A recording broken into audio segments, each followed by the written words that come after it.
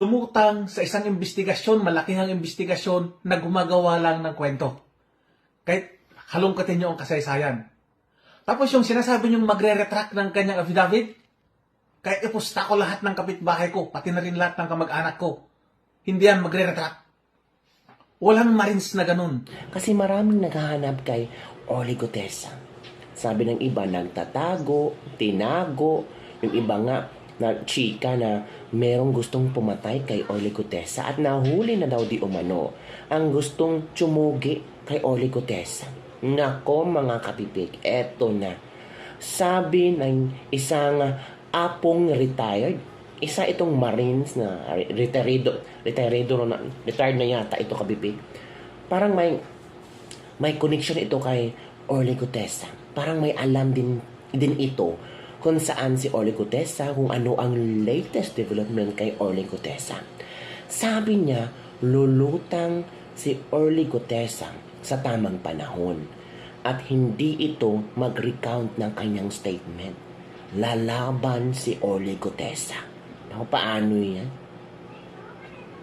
Hindi pa nga lumabas ulit si Orly Gutesa, sinisiraan na.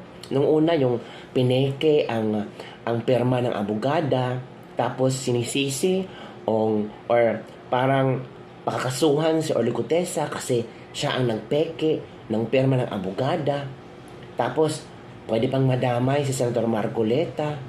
Di ba mga kapipi? Tapos, ang chika pa ni Senator Marcoleta, yung mga CCTV videos kung saan pumunta si Orly Gutesa sa kanyang opisina sa Senado, pinakuha pa, tinitingnan, iimbestigahan. So, anong point nyo? Sabi ng iba, nako, gusto lang talagang masira si Senator Marcoleta.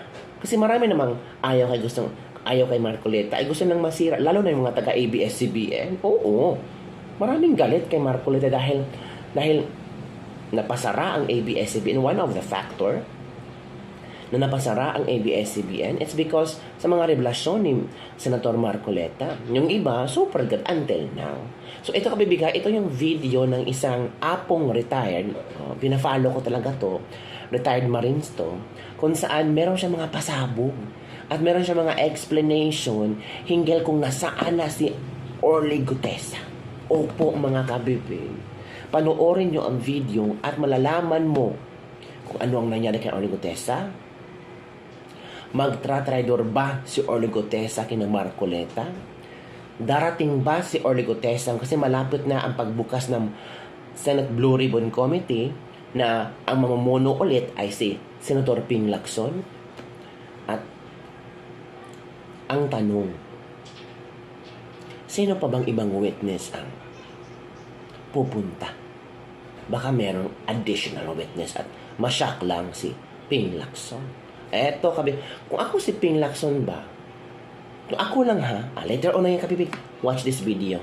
Ang daming naghahanap kay retired Master Sergeant Gutesa. At nitong linggo lang, nagkalat ang fake news. Ang sabi, magre-retract daw siya ng kanyang affidavit at ituturo sina Senator Marcoleta at dating Representative Mike Defensor na nasa likod ng kanyang paglutang. Ang masasabi ko lang, mag-isip-isip kayo, huwag kayong nagpapaniwala sa fake news. Unahin ko yung sinasabi niyong nagtatago. Iba yung nagtatago kaysa dinala niya yung sarili niya sa ligtas na lugar. Huwag kayong mag-alala, lulutang yan. Walang Marines na lumutang sa isang investigasyon, malakihang investigasyon na gumagawa lang ng kwento. Kahit halongkatin niyo ang kasaysayan. Tapos yung sinasabi niyong magre-retract ng kanyang affidavit, kahit ipusta ko lahat ng kapitbahay ko, pati na rin lahat ng kamag-anak ko, hindi yan magre-retract. Walang Marines na ganun. Kayo kasi naniniwala ko sa mga fake news. Ang sabi niyo pa, ituturo niya sina Senator Marcoleta at former Congressman Mike Defensor na nasa likod ng kanyang paglutang at tinuruan siyang magsinungaling. Ulitin ko na naman, walang Marines na lalabas sa isang malakihang investigasyon para lang magsinungaling. Okay, andyan na yan. Perception nyo lang yan. Pero hindi nyo lubusang kilala ang Marines. Walang ganong Marines. Marami kaming nagtatanggol sa kanya dahil alam naming nagsasabi siya ng totoo. Kung alam namin na sinungaling siya, kahit kabaro namin, hindi namin yan kakampihan. Kilala namin yung taong kanyang tinuturo. At ako, kilala ko siya.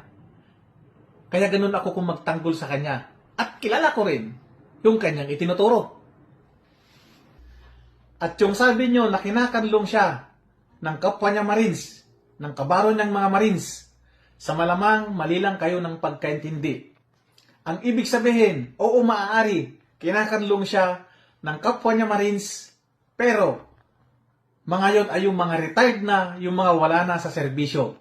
Dahil hindi pinapayagan ng pamunuan ng Philippine Marines na sasali ang kanilang mga tauhan ng mga aktibo sa serbisyo. Bakit kakanlungin ng mga retired o yung mga wala na sa serbisyo? Ganun kaming mga Marines. Para kaming magkakapatid, lalo na may laban yung isa naming kasamahan na pinaglalaban niya yung tama. Pero, kapag siya naman ay mali, hindi namin yan papansinin. Tabla-tabla yan. Doon lang kami sa katotohanan. Ulitin ko, halimbawa man kung kinakanlong siya ng Philippine Marines, yun ay yung mga wala na sa serbisyo.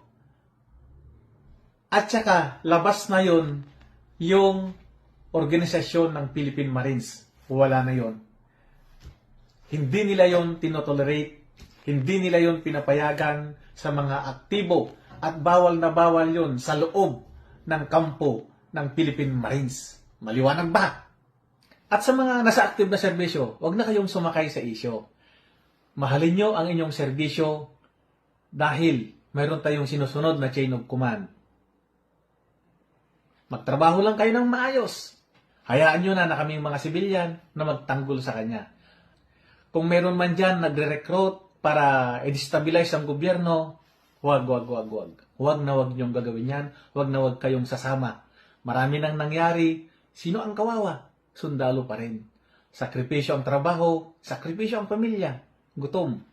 Walang mapapasok ang trabaho dahil napakalaking krimen yung pagkilos laban sa gobyerno. Ulitin ko, magtrabaho lang kayo ng maayos at sumunod kayo sa chain of command. Okay? Hurra! Napanood yun na kami, Big. O, diba? May mga, yung mga trending information. Pero kabibig ha, kung ako si Ping Lacson, no, mas pangangalagaan ko itong si Gutesa. Opo.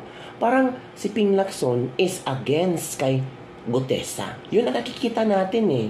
Dapat sana, ito ha, resource person natin to sa Senado ha, posible ito makapagbibigay linaw sa korupsyon, sa flood control. Tutulungan natin ang taong ito ha, aalagaan natin, i-secure natin. Kasi pwede na ang taong ito ay nasasabi ng katotohanan. Kasi under investigation pa to. Pero ang ginawa ni Ping Lacson is para yatang kontra siya kay Orly Gutesa. Para yatang sinusunog na niya ang affidavit ni Orly Gutesa at pinagmumukhang sinungaling. May taong nasa likod ni Orly Gutesa. Siya ang chairman eh. Diba? Pagbigyan niya ang tao na magpresenta ng mga dokumento at iba-iba pa. Kaya nga kabibi ipatawag si Orly Gutesa. Pero sabi ng iba, ramdam ko kabibig parang hindi ayos. Parang walang amor kay Ping Lacson si Gutesa. Ay, tignan natin kabibig. Yun kasi nangyayari ngayon eh. Ramdam ng mga tao eh. Parang hindi pinoprotektahan si Gutesa. Parang yatang pinamumukha sa sambayan ng Pilipino si Gutesa ay sinungaling. Yung statement niya ay gawa-gawa lang. Lalo na nung na-mention niya si Martin Romualdez at Zaldico. Ganun kabibig ba? Eto ang komento ng ating mga netizen hinggil sa pasabog ni Apong retired. Hindi kasi nila alam ang once a Marine, always a Marine top. There is a difference between nagtatago to avoid being caught if the person is fugitive, while the other time is taking refuge for his own safety to get out of danger. Marines talaga. Tell it to the Marines. Hurrah! Salute to Major Gutesa from Major Santos. Ang daming mga supporters ni Gutesa, the few, the proud, the brave Marines. Not all men are created equal. Only the finest becomes Marines. Yan ang tandaan nyo. Tama po sir, walang tao na isasakripisyo ang buhay niya pati na ang pamilya niya kung hindi totoo ang mga sinasabi niya. Ex-military din po akong asawa ko kaya naniwala ako kay Master Gutesa from Violeta Rubio. Si Pinky Lou ang nataranta na maghanap ng butas kay Orly Gutesa. Hindi niya alam, Marines to. Atat na atat si Baliling at Bonjing na hanapin si Gutesa para patahimikin. Ano ba yan? Tama nga naman ang sinasabi niya na hindi nila kukonsintihin ang mali at hindi siya pinapangalagaan ng mga Marines na active. Manapa sa mga retired, tutulungan siya. Sige po, tulungan niyo po si Major General Sergeant Gutesa. Alagaan niyo po siya dahil sa kanya nakasalalay ang katotohanan. The few, the proud, the Marine. Brotherhood is not just a word. It is a total dedication to each other. Marines lang ang may bayag at sure sila ang may tapang at may kakayahang magbulgar sino ang mga mastermind sa anomalya ng flood control projects. Orly Gutesa, galing mo, mabuhay ka. So ito yung mga ito yung mga statements nila ba? Huwag mong sabihin na hindi nagsisinungaling dahil sa Marines yan itao pa rin yan at may kahinaan bilang tao, sabi ni Andy Lezano. At huwag mong sabihin na basta Marines nagsasabi ng totoo. Huwag kang manggatong para mag-aklas ang ibang Pilipino. Huwag ka nang makisawsaw. Ipaubaya na natin sa kanila kung ano man ang kahinatnan ng investigasyon. Pero sa pahayag mo, walang Marines sa sinungaling. Bakit lahat ba ng Philippine Marines kilala mo? Siguro tama sabi mo na walang Marines na sinungaling sa iyong mga kasama. Napakaraming Marines para masabi mo ang kanilang ugali. Kaya tama na huwag mo nang husan ng gasolina ang apoy at baka lalong maglala. Inuulit ko, hindi ako naniwala sa pahayag mo.